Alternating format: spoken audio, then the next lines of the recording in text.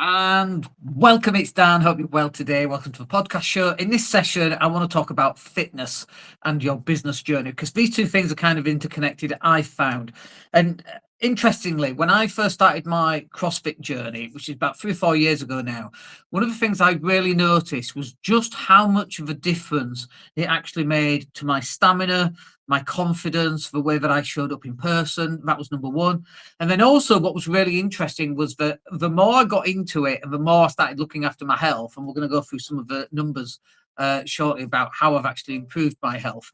But when I was going through that, I noticed that my income was also going up as well at the same time. And I think those two things are actually correlated.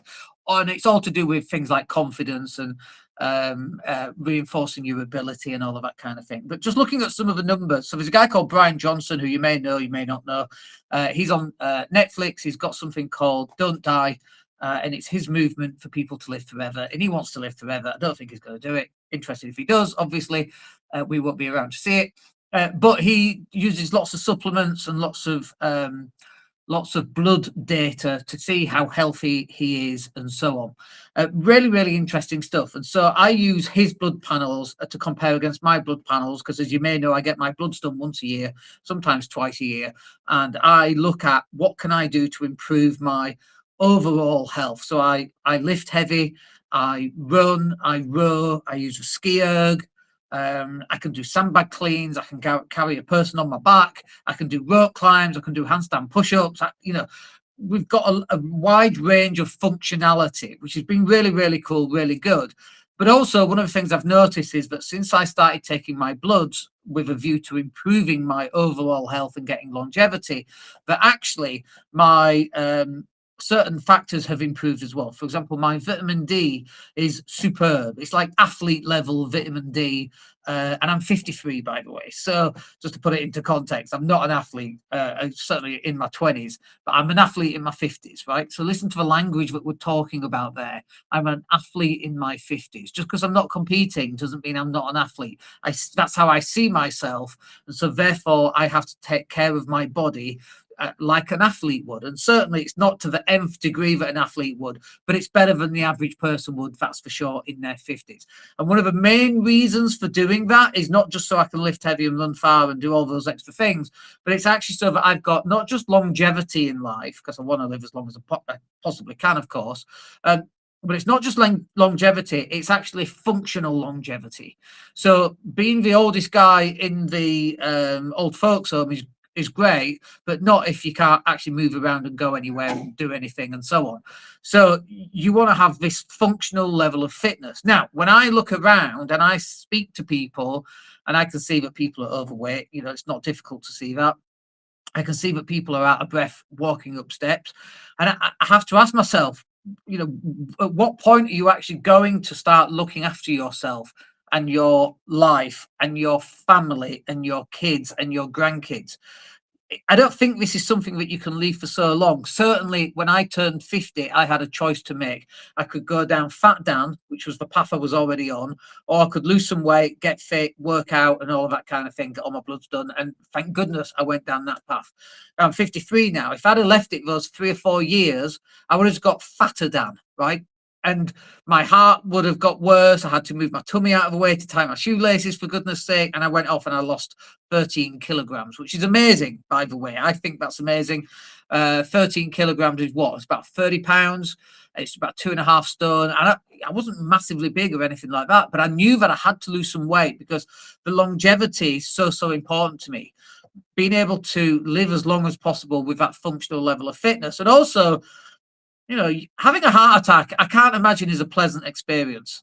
It's one of the things I'm fearful of, and I was just doing a bunch of work with ChatGPT yesterday around healthy heart, VO2 max, and all of that kind of thing in order to improve those things. And then other things like the plaque buildup around your arteries. For example, is it vitamin K2 or K3? I forget which one. But if you're taking supplements and you don't take additional supplements to redirect the protein and the plaque around your arteries and your calcium specifically into your bones and teeth, you end up with that going into your arteries and it can clog them up, and then you're at high risk of heart attack. Like, I didn't realize any of that stuff before I started this journey. Now I can actually go in and have a conversation. Interestingly, we even closed a client because we were talking about supplements, and he's a supplement seller. And we were talking about my healthy lifestyle and the supplements I take. And he's like, "Oh, you've probably not heard of ashwagandha." I'm like, "Yeah, I take ashwagandha." And he's like, "Oh, you're the first person he's ever spoken to that actually knows what he's talking about," which is amazing. We closed the client, thank goodness. But this is for you to decide where you want to be on this level. I'm a person where if I'm on a diet, I'm on a diet, and I'm super strict for a couple of weeks. I'm not on a diet and then off a diet and then on a diet. I'm on it, and it's just my personality. If I'm going to train for a CrossFit competition, I'm so ultra focused on that and nothing else, right? To the detriment of everything else. And that's just me and my personality. And your personality might be different. You might go, "Well, Dan, I don't want to be super fit. I just don't want to die." And I understand that as well. There's certain things that you should be doing right now as a business owner, whether you're male or female, regardless of your age. If you're in your 20s and 30s, go and join CrossFit, go and start doing high rocks, go and start doing this stuff that's going to pay dividends further on down the line so that you're into a habit. No point in starting CrossFit at 60. I started it just as I was turning 50, and thank goodness I did. 3 or 4 years in, I'm so grateful for that. So that by the time I get to 60, I've already got all the movements and standards and all of that kind of thing, and I'm already in a good fit place. But if you wait until you're 20, 30, 40, 50, 60, and the longer you leave it, the harder it's going to get to start getting into the habits of getting out, going to the gym and eating properly and all of that kind of thing. Now, look, I understand it's really, really difficult, but the problem is if you neglect your fitness, then you're actually neglecting a part of your life. You're going to die earlier, right? And then it's not just about dying earlier, like we said. It's about the quality of life. Being able to run up a hill and chase your kids, for example, or be chased by your kids, is amazing. Going running and your kids are running and being able to keep up to them. We had some family come over and we were doing races on the beach, and these kids are fast, by the way, and Super Dan didn't come last. In fact, beat them, which is amazing. They class themselves as sports people. They're 13 and 16, but these are boys, for God's sake. They're super strong these days, aren't they? So I was able to keep up, and like one of them's doing his 5K, and his 5K time is really good. I'm like, "Oh, no, I can't be having that." So now I need to go out and start getting my running done, so that so that my 5K times are starting to catch up to their 5K times. So I don't want to be beaten, right? But again, that's my personality, and that's who I am. And the whole thing that you should take away from this is that you should work out, you should lift weights, you should do some running or rowing or whatever that happens to be for you.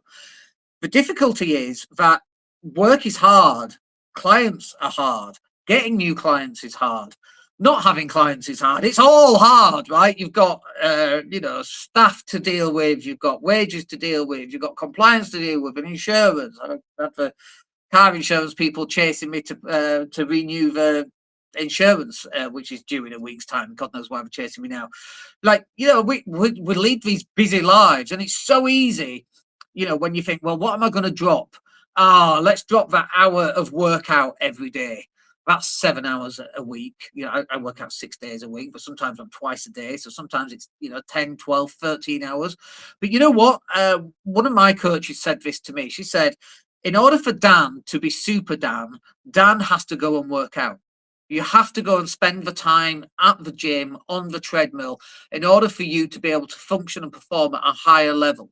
You have to go out and make sure that you're looking after yourself. And that includes the right foods, the right supplements, getting your bloods done, going to the gym, going running, lifting weights, whatever that happens to be for you.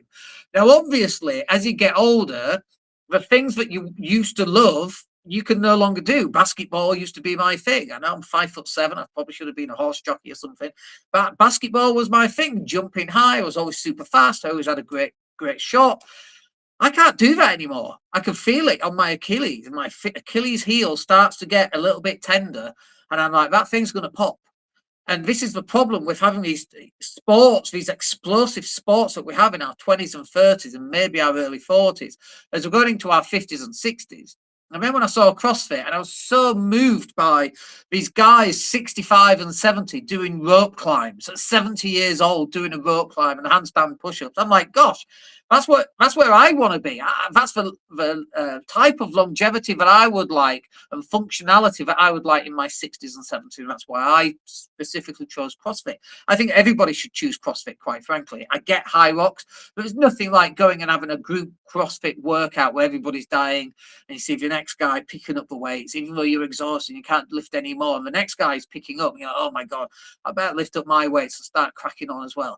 That level of determination and like bloody mindedness to go out and just crush that workout, all that stuff, by the way, transforms into your business.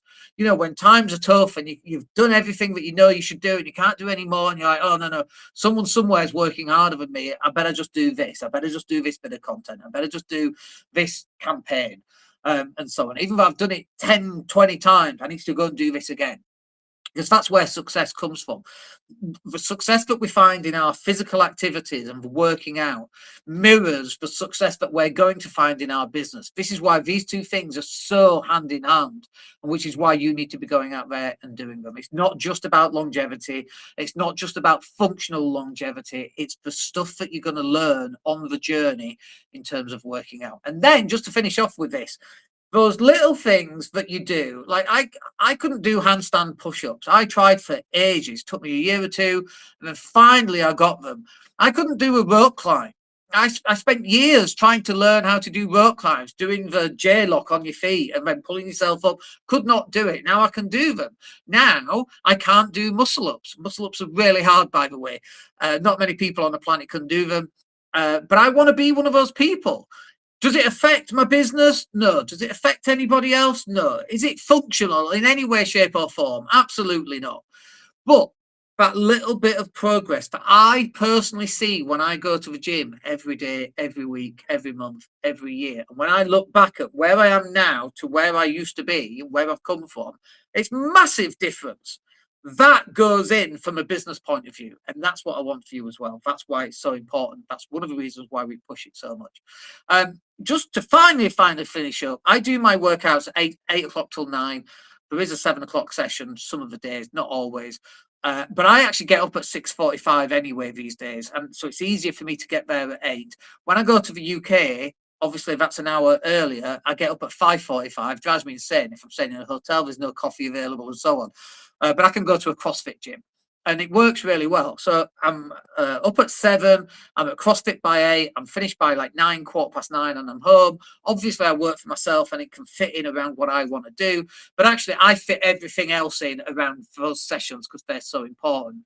But then at night time, I go up to bed at 10:30, and usually by 11, I'm asleep. That's 11 till 7. That's 7.5 to 8 hours, depending on how the night's sleep goes.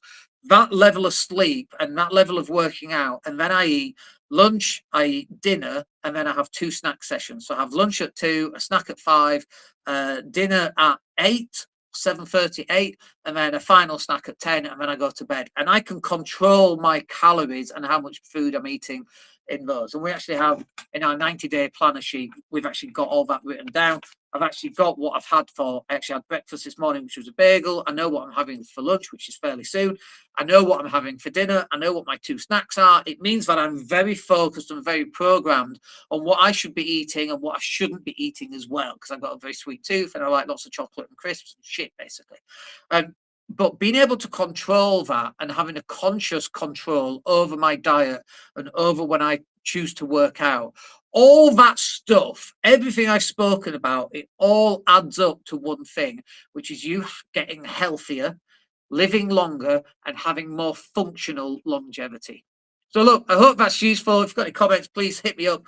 Come and have a chat. Love to hear back from you, and we'll catch up with you in the next one. My name's Dan Latter. Have a great day. Take care.